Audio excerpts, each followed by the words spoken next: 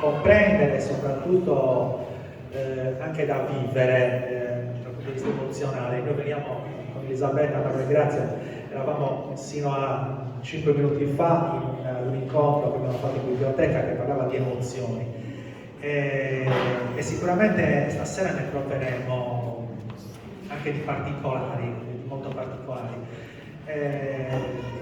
È un tema che ovviamente ci avvicina anche al momento, insomma, la settimana prossima si celebra la commemorazione dei defunti, come dire, ci avviciniamo ad un evento che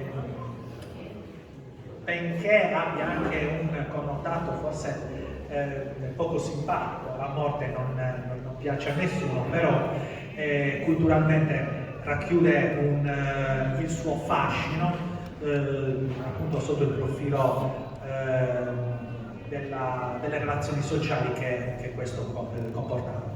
Non voglio tediarvi ulteriormente perché poi ci saranno persone ben titolate a affrontare l'argomento e a farcelo vivere.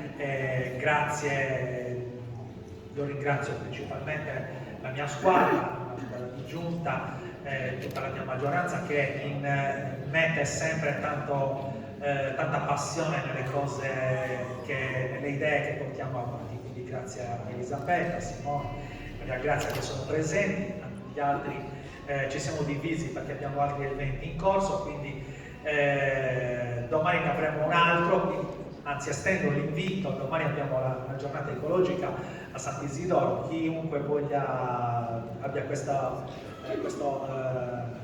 animo ecologico domani ci può seguire per fare una mattinata per tenere in ordine la nostra terra.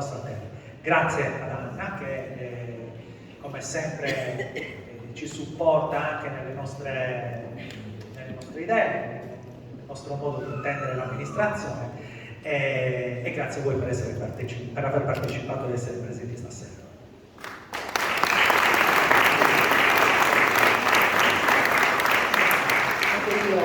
Ringraziamenti del sindaco. Allora io ci tengo un po' a specificare il perché di questo progetto, un progetto che è all'interno di un macro progetto che si chiama Identità e Valore tra passato e presente, un progetto che noi abbiamo iniziato qualche anno fa, cofinanziato dalla Fondazione di Sardegna. Questo ci tengo tantissimo a sottolinearlo, anche perché noi da diversi anni ci appoggiamo proprio ai finanziamenti della Fondazione di Sardegna proprio per aiutarci a supportare diverse iniziative. Nello specifico questo progetto Identità e Valore tra passato e presente raccoglie tutta una serie di iniziative che sono volte anche al riscoperto, per bello a tener viva quelle che sono le tradizioni del nostro territorio.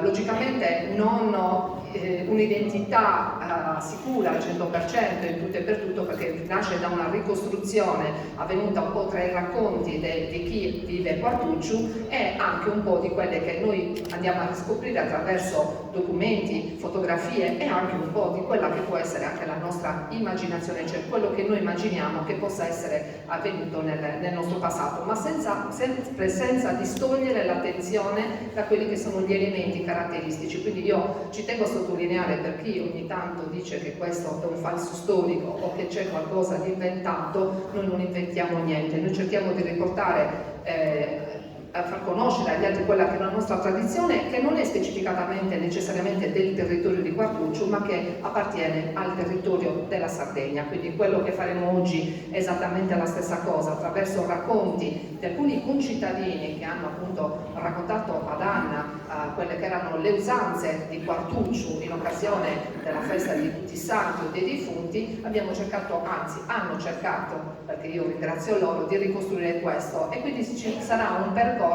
dal punto di vista, abbiamo detto, della fotografia, dell'abito e un po' dei racconti e delle tradizioni di quello che è avvenuto nella nostra terra, ma anche all'interno della mora europea, anche dall'800 al 900, senza distoglierci troppo da quello che è il nostro territorio. Quindi io ringrazio Anna innanzitutto, che non è una studiosa di chissà che, ma è semplicemente una persona che ama le tradizioni e si documenta prima di realizzare qualcosa, prima di portare alla luce qualcosa o raccontare qualcosa. Ringrazio Cristiano Cani Cani, e vedi che qualcosa la deve sbagliare, Cristiano Cani e Simone Salafacello proprio per tutta l'attività. Io ci tengo a ringraziare anche l'associazione Forma e Poesia nel Jazz e la Proloco per la collaborazione e tutta la nostra squadra. Grazie.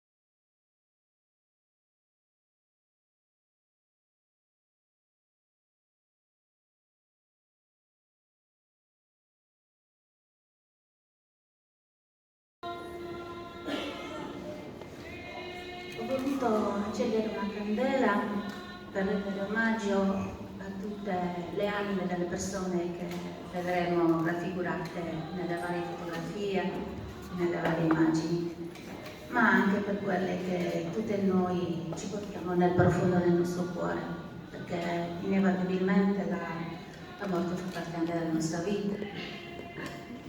E a tal proposito ho deciso di dedicare alcuni versi di Ma'arif per tutti loro e per tutti noi.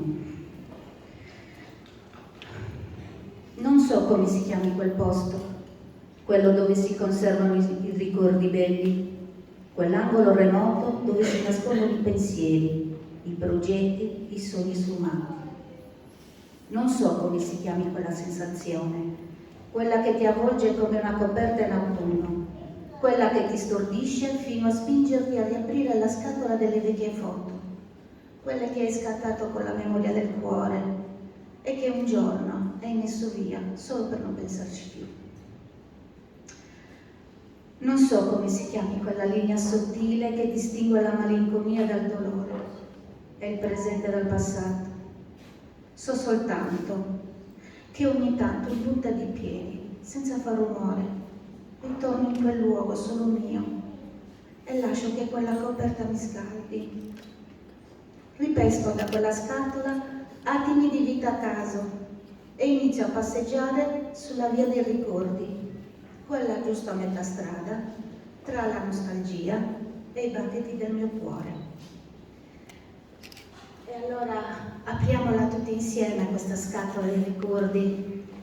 In questo compito mi aiuteranno Cristiano Cani, esperto di tradizioni popolari, collezionista di foto antiche e appassionato di fotografia, e Ignazio Sanna, anche lui esperto di tradizioni popolari, nonché maestevano.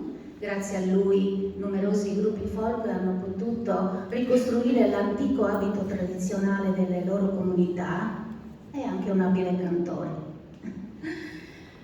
Incominciamo con Cristiano a sfogliare l'album dei ricordi. Grazie Anna, ringrazio tutti. Vorrei dire una cosa, ci sono 2 posti liberi qua per chi vuole. Visto che siamo tanti. Allora, io farò una breve panoramica di quella che è stata la storia della fotografia. C'è un motivo perché la faccio, perché è legata a una persona importante di cui parleremo. La foto che vedete al centro è quella che viene considerata la prima fotografia della storia, è del 1826 e viene ritenuta la prima fotografia perché è stata la prima volta in cui un'immagine è stata impressa su un supporto permanentemente. Ad opera di un francese, Giuseppe Niceforo Niepce, e rappresenta una parte di un paesino francese, Le Grasse. Sono i tetti di questo paese. La particolarità è che abbiamo delle ombre che non tornano da una parte all'altra della foto perché la foto ebbe bisogno di 8 ore di esposizione, quindi nel frattempo il sole si era spostato.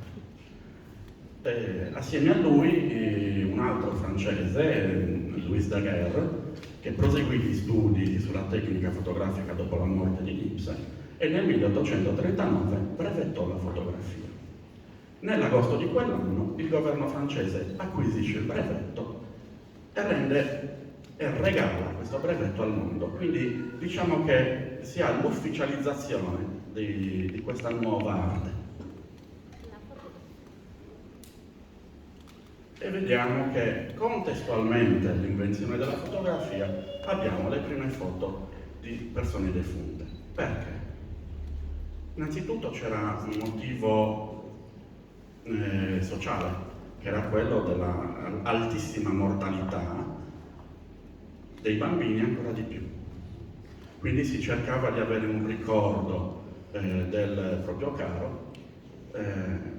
Costavano tantissimo le fotografie, ma sicuramente costavano di più i dipinti, quindi era meglio fare una fotografia. Ed ecco che comunque c'è questa voglia di avere un ricordo del proprio caro, ed ecco qui le foto. Questi sono dei daguerrotipi, cioè sono le prime fotografie della storia. Ne abbiamo 2 qua in mostra, in quella e si riconoscono perché spostando l'immagine da negativa diventa positiva. Perché non esiste del negativo, veniva direttamente impressa nel supporto, che in questo caso è un supporto metallico. Era talmente tanta la voglia del ricordo del proprio caro che si cercava di portarlo, di metterlo nella foto come se fosse in vita. Ecco quindi i bambini che vengono seduti su una sedia e appoggiati su un tavolino per cercare di avere una posizione più naturale possibile. Ecco delle strutture che servivano anche per i vivi, perché ricordiamoci che per fare una foto all'epoca ci volevano diversi minuti di esposizione, quindi dovevano essere fermi, quindi molti discutono su questo fatto che venivano usati anche per le persone defunte, però abbiamo qualche testimonianza nel retro della foto che abbiamo la certezza che quella foto, che quella persona non era più in vita. Ed ecco quindi delle pose naturali per avere questo ricordo della persona cara ancora più gradevole, diciamo così. E qua nella foto tutta a destra si intravede sul retro questo supporto, nella base si vede. Mentre nella foto a sinistra del bambino è particolare perché molto spesso non si riuscivano a tenere gli occhi aperti del defunto e quindi si pitturavano.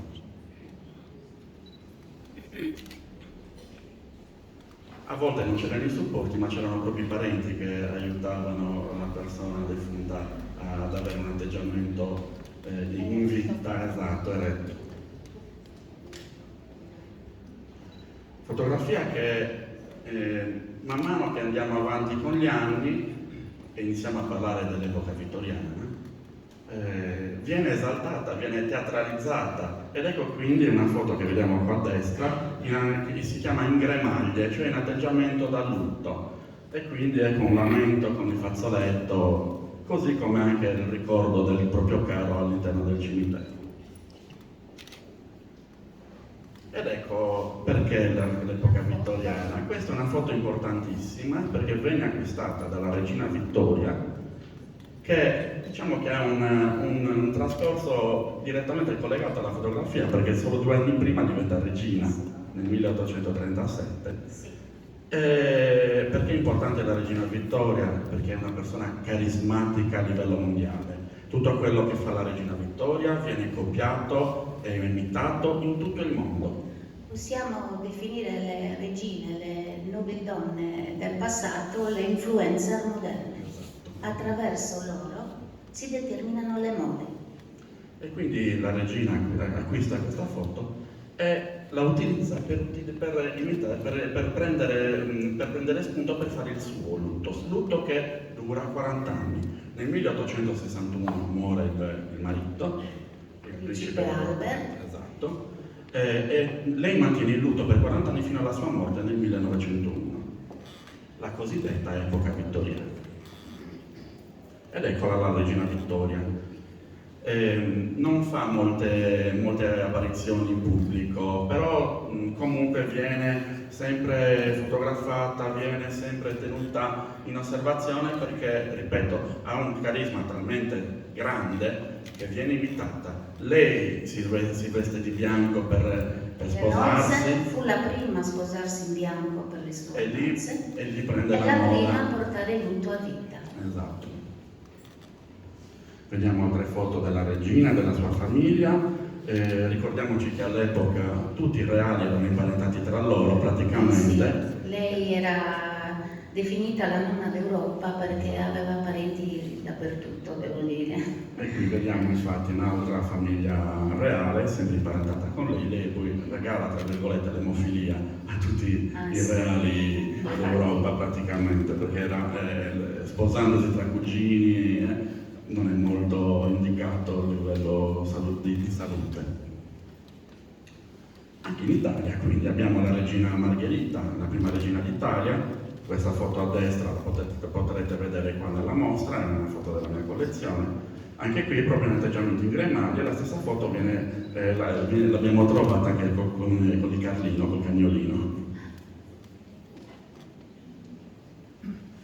Non solo il lutto e la morte, ma tutto quello che comprendeva il lutto, quindi dalla morte al cimitero, e tutto quello che avveniva in tutte queste fasi. Quindi abbiamo le carrozze con i cavalli neri, diventa un vero galateo del lutto. Addirittura questa è una foto di Waterloo in Belgio, dove c'era proprio una stazione ferroviaria dedicata ai defunti e portavano il defunto dalla città al cimitero. Ricordiamoci anche che i cimiteri sono recenti, quindi è un editto di Napoleone, quello dell'obbligo di seppellire in un cimitero. Prima si seppelliva o dentro la chiesa o nelle prossimità della chiesa. Il lutto influenza anche la moda. Ecco quindi che abbiamo i cataloghi dei grandi magazzini dell'epoca, che qui le potremo vedere in una teca dell'esposizione, e ci fu proprio una catena di negozi in Inghilterra, i Jerry's, dedicati esclusivamente alla moda del lutto. Nascono proprio i primi negozi dedicati solo al lutto, dove si potevano vestire intere famiglie. Abbiamo qua a sinistra un bellissimo abito d'epoca della collezione del Metropolitan Museum di New York, in seta nera amarezzata, bellissimo. Altre foto, in questo caso abbiamo delle foto sempre di lutto stretto, perché hanno il velo, in questo caso se lo sono alzato per fare la foto, ma abbiamo anche qua a destra una foto completamente in lutto. Questa è americana. In America non è proprio la regina Vittoria a dare la moda, ma era una signora che è diventata vedova durante la guerra civile americana, che si chiamava, adesso non mi ricordo, ce l'abbiamo qua, Mary Todd Lincoln, e lei viene considerata la regina del lutto negli Stati Uniti. Accessori, usanze, qui abbiamo dei catafalchi per il ricordo, esatto. E questo è un catafalco che è stato realizzato a Cagliari per la morte del re Vittorio Emanuele II. Questa è una foto del 1878 di Giuseppe Luigi Cocco, un fotografo bravissimo, fotografo cagliaritano, di cui abbiamo qualche immagine qua nella mostra, nella parte dedicata che ha curato Ignazio. Lutto e superstizioni, quindi collegato anche al lutto c'era anche tutta quella teoria di superstizione che si cercava di evitare, quindi abbiamo, si doveva evitare il corteo funebre perché portava sfortuna, oppure vedere i fiori in una sepoltura significava che il defunto aveva vissuto una vita meritevole, piuttosto che trovare le erbacce. E poi un'altra curiosità: in epoca vittoriana al funerale si partecipava solo su invito. E qua abbiamo un biglietto d'invito che a volte veniva collegato anche con un biscottino sempre dedicato alla persona, si chiamava Funeral Biscuit.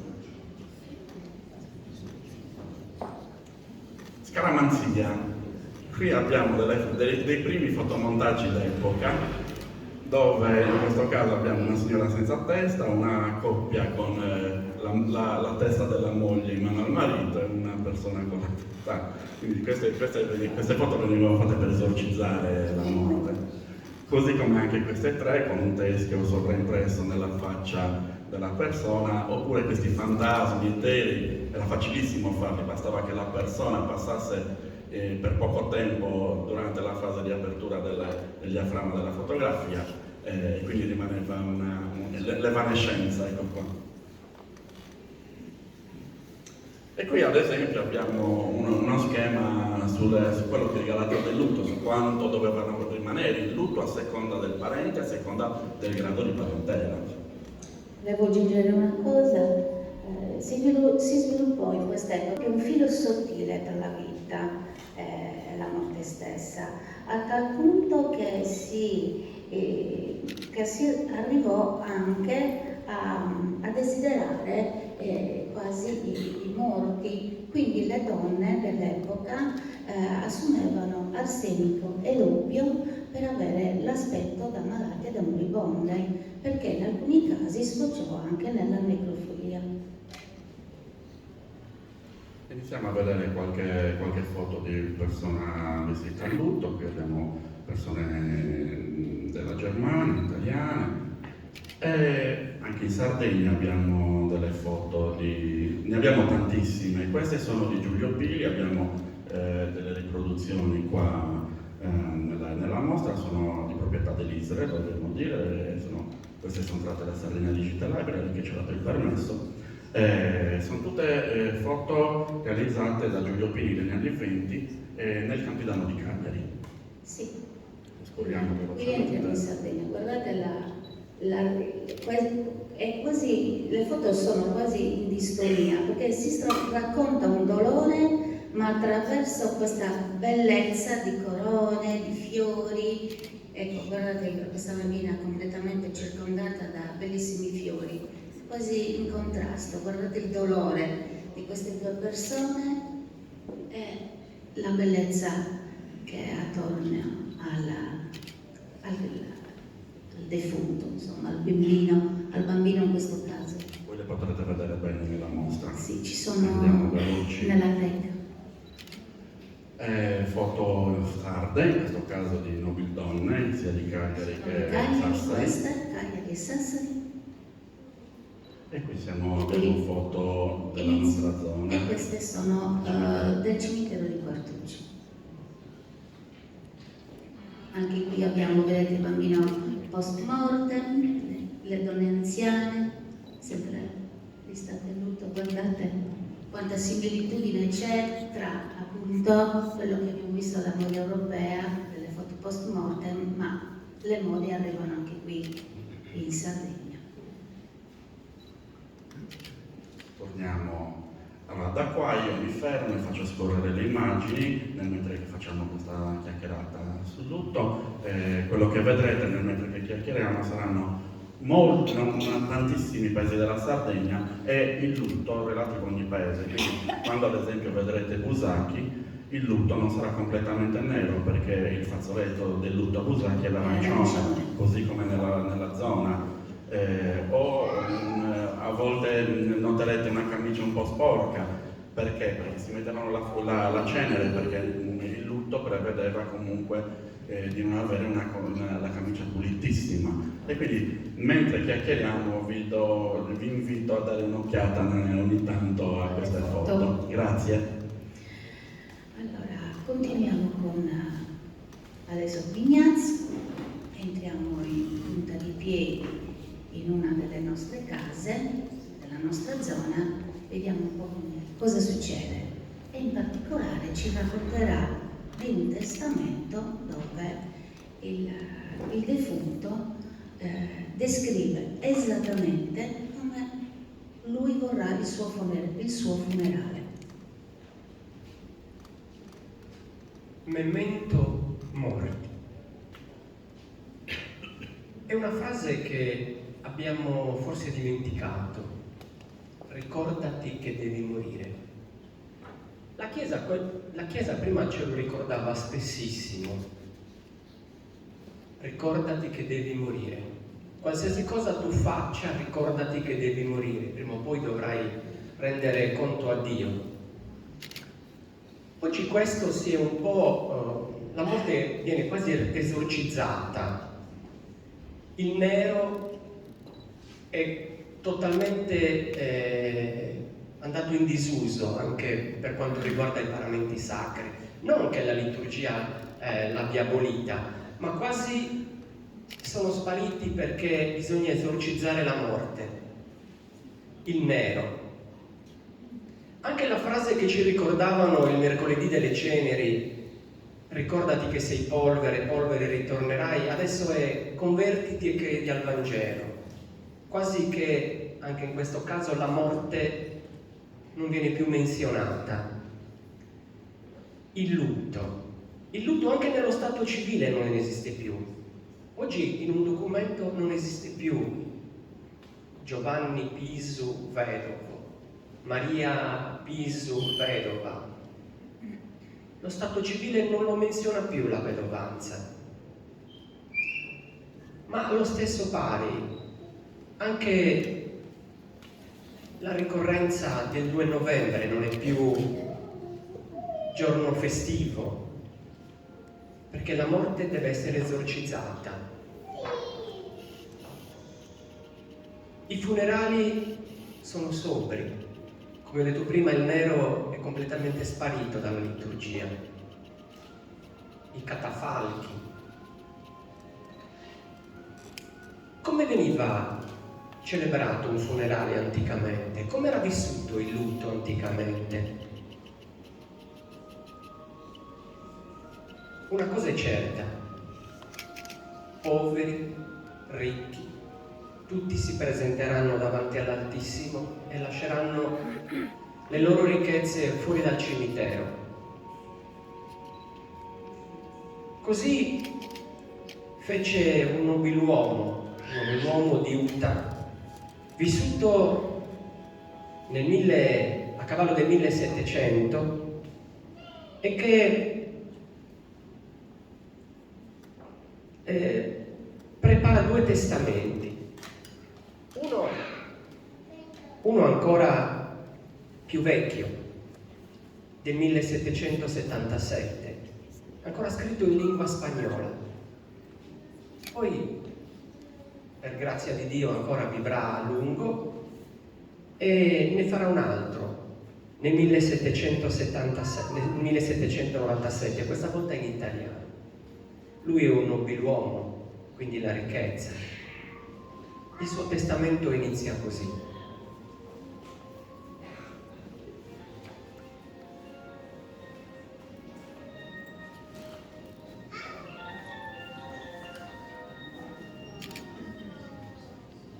in nome della Santissima Trinità, Padre, Figlio e Spirito Santo, della Immacolata Sempre Vergine Purissima Madre di Dio, dell'Arcangelo San Michele e di tutta la corte celeste.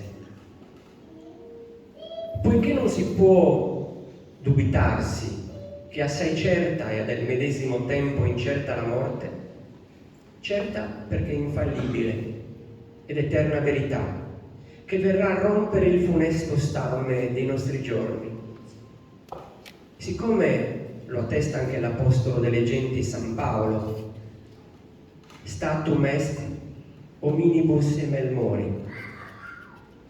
A nessun uomo è permesso di vivere una seconda volta. Incerta perché non sappiamo il giorno che verrà. Siccome lo stesso Gesù Cristo nel suo Sacrosanto Vangelo ce lo ammonisce. E dispongo il mio testamento alla infinita maniera. Come cristiano cattolico raccomando la persona: la mia povera anima a Dio, Signore nostro, umilmente prego che, prendendomi tutte le colpe che in tutto il corso di mia vita avrò commesso, si degni collocarla nella sua celeste eterna gloria. Dispongo e voglio che il mio cadavere venga seppellito nella cappella del Santissimo Sacramento della parrocchia di Santa Giusta, in questo villaggio di Uta. Lascio per il mio funerale e voglio che sia fatto con quella più solenne pompa che sarà possibile a me, che mi conviene. Lascio a questo clero di Uta la somma di 15, col vincolo che mi fa cettero e mi canti l'ufficio dei morti in chiesa prima della mia deposizione. Al sacrestano uno scudo, alla confraternita del Rosario un altro scudo per mia volontà. Infine lascio ai poveri di Uta 200 starelli di grano, messe solenni. Lascio all'ospedale di Cagliari ai poveri cristiani perché il ricavato vada per gli schiavi cattolici presso i turchi. Il testamento continua, chiederà messe gregoriane, chiederà in primis che vengano fatte opere di carità, le opere di carità. A cosa servono le opere di carità? Anche questo ci siamo dimenticati. Insieme alle messe sono richieste le opere di carità perché l'anima del purgatorio riceva lo sconto della pena, le opere di carità. Qui questo signore è molto ricco, quindi può permettersi di fare queste opere, insomma. Anche il purgatorio viene dimenticato. Anche il purgatorio in chiesa raramente se ne parla. Eppure è uno stato dove, bene o male, almeno ci auguriamo di arrivare al purgatorio, almeno lì.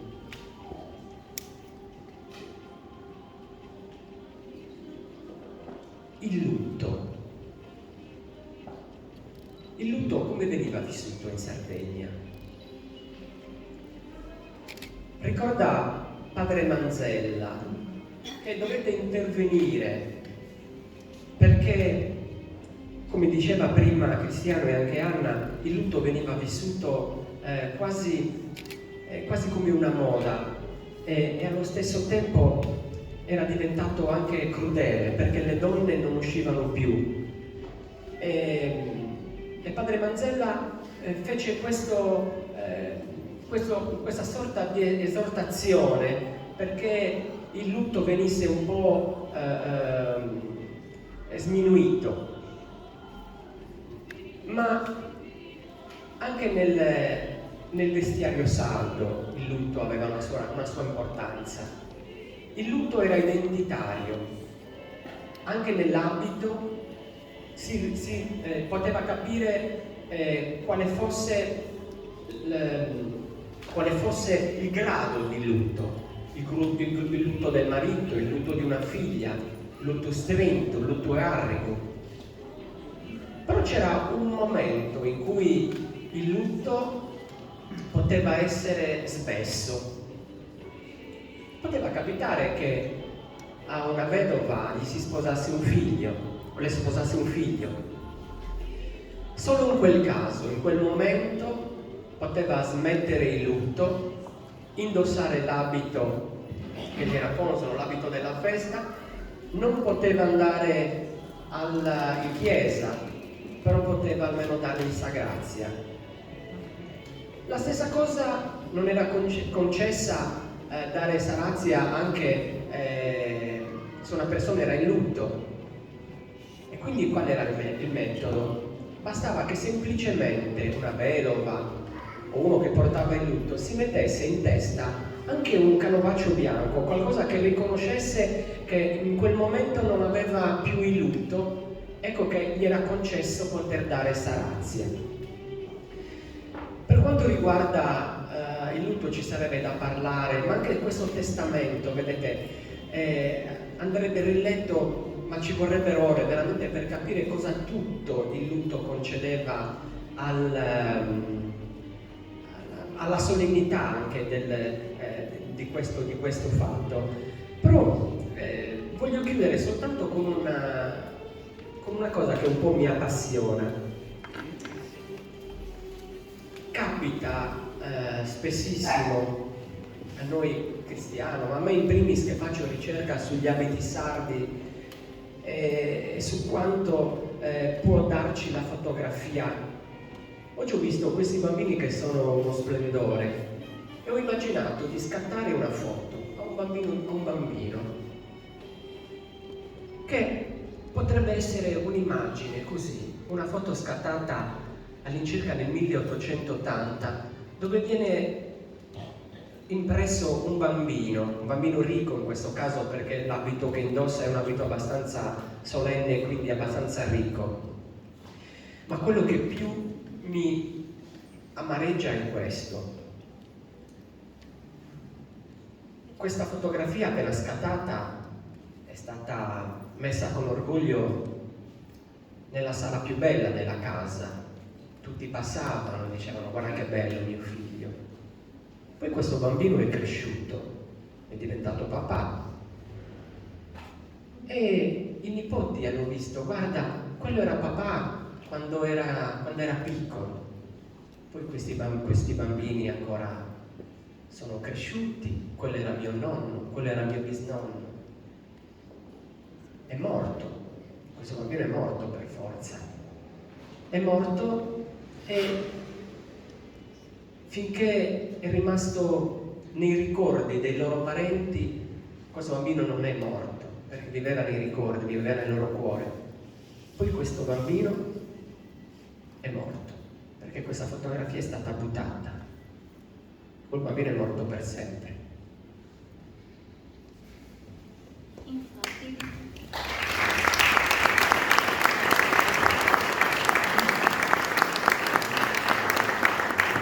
Infatti la fotografia è quella che ci lega i ricordi, quello che teniamo non solo i ricordi dal punto di vista sentimentale, ma anche attraverso il ricordo visivo.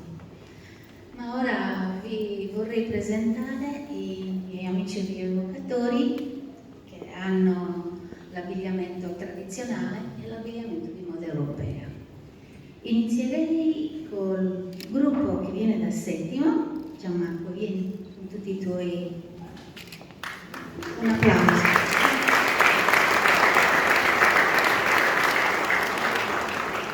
Ma quanto sono belle queste bambine? Guardate che meraviglia. Guardate che meraviglia. Fatevi vedere bene. Allora, loro arrivano dal Settimo, è il gruppo San Giovanni Battista. Si sono costituiti recentissimamente, giugno, ma con enorme piacere il presidente che è Gianmarco è giovanissimo e come vedete sta portando avanti le tradizioni del proprio paese in maniera egregia. Loro indossano un semilutto. Un semilutto, perché un semilutto? Da cosa lo vediamo? Da cosa lo capiamo? Lo capiamo dai colori. I colori frequenti nel semilutto sono, per quanto riguarda le mode del basso capitano, sono il marron, le donne indossano un carò da nao che viene legato su per il vertice del capo e le bambine hanno tutte dei gippone con dei tessuti di indianina, cotone, quindi gonne a quadretti, a fiorellini, ma la particolarità, se vogliamo voltarci leggermente, le signore indossano un bordattino. Il bordattino è una gonna da semilutto, è una gonna desideraria. Quindi è una gonna che viene indossata, potete voltarvi, grazie, ha queste righine sottilissime rosse e blu e viene indossata in occasioni appunto di, Quaresima, oppure una semplice domenica, senza grandi orpelli, senza gioielli, come vedete loro non indossano niente, oppure anche con avvisi del lutto. Quindi questo è un semilutto e può essere anche la transizione nel momento che dal lutto stretto poi si lascia attraverso questa fase per poi lasciarlo completamente. Logicamente un lutto che si può lasciare può essere quello di una sorella, di un altro tipo. Scusate un attimo, c'è una macchina, una Volkswagen targata CN643HK Charm che disturba, non riescono a girare le macchine. Se il proprietario è qua dentro, cortesemente, grazie. Nulla. E quindi questo è l'abbigliamento, dicevo, del semilutto. Mentre invece poi vedremo un lutto stretto che è quello che in genere si porta a vita e per un caro veramente molto vicino, un figlio e un marito, perché in genere gli uomini se la cavano sempre più a buon mercato rispetto a noi donne anche in questa tipologia di abbigliamento, mentre Gianmarco indossa un bellissimo abito dei primi del Novecento originale. E la particolarità, come vedete, qui vediamo già un taglio sartoriale di moda europea, abbiamo un pantalone lungo, la giacca, guardate la particolarità qui di come è fatta, non so se si vede. La particolarità sta nel fatto che il lutto per l'uomo viene segnato con un fazzoletto, anche lui qui c'è la marron perché è un semilutto, quindi borsalino e fazzoletto sotto il cappello.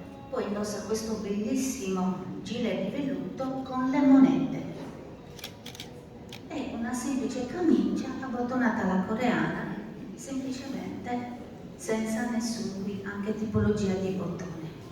Io direi di fare un applauso a questa meraviglia.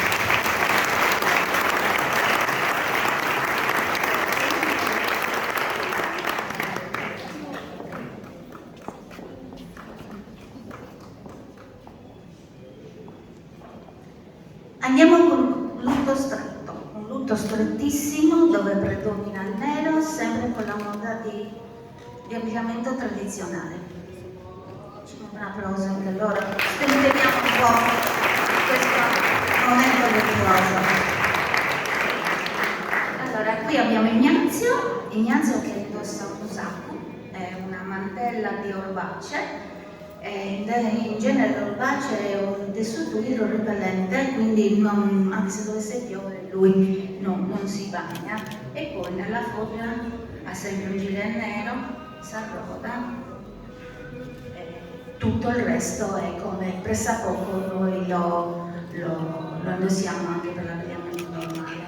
Qui invece vedete che prima il fazzoletto era indossato sotto il capello, nel caso che si indossi Saperrita, invece il fazzoletto va messo sopra Saperrita. Spesso gli uomini potevano portare la barba, però spesso si facevano crescere anche la barba per segnare il lutto. Infatti, nella versione di Alessio, che è più giovane, mentre lui ha già una barba più lunga, lui se la sta facendo crescere perché ha subito un lutto da poco e anche lui, come vedete, ha la stessa tipologia di abito che indossa Ignazio, però ha una giacca che in sardo si chiama sagianchetta. Al centro abbiamo un suelo, un lutto strettissimo che può essere usato sia per la vedovanza oppure per la morte di un figlio. Indossa capi della sua trisavola, il grembiule e lo scialle. E anche qui vedete il lutto strettissimo e anche lei, oltre a portarlo così sciolto, potrebbe anche tenerlo annodato sulla vertice della testa, come abbiamo visto le ragazze e il signore del Settimo. Questa tipologia di abbigliamento che stiamo vedendo questa sera è tipica del basso campidano, quindi potrebbe essere un quartuccio, un salargius, un sinna, il quarto nel loro caso. Insomma, abbiamo le mode che sono molto simili. Ignazio ha un bellissimo rosario madreperla, così anche come Consuelo. Grazie, facciamo un applauso a loro.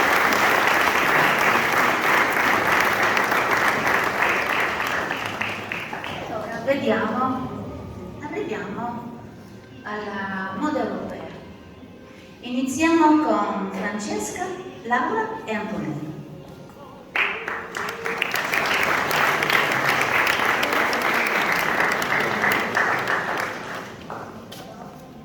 La bellezza di questi abiti, pur essendo una donna che porta il lutto o un uomo che porta il lutto, sono di un'eleganza e di una magnificenza straordinaria. Vabbè, io sono appassionata, per cui mi beo di fronte a tanta bellezza.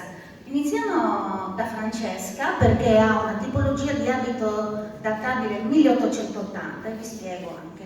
Francesca porta la contournage o musellino, si può dire anche in italiano, dove viene messo in evidenza la parte posteriore con lo strascico, tutto bordato in velluto, la donna in setta, così come la baschina, e gli porta il velo. Porta il velo per coprire completamente il capo. Portiamo sul velo un attimino Francesca, comunque anche bella da vedere.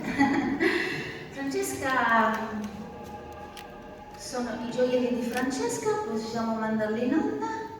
Sì, sono questi. Allora, qui abbiamo evidenziato i gioielli che porta Francesca, mentre nella moda tradizionale, non si porta nessun gioiello. Nella moda europea i gioielli si possono introdurre dopo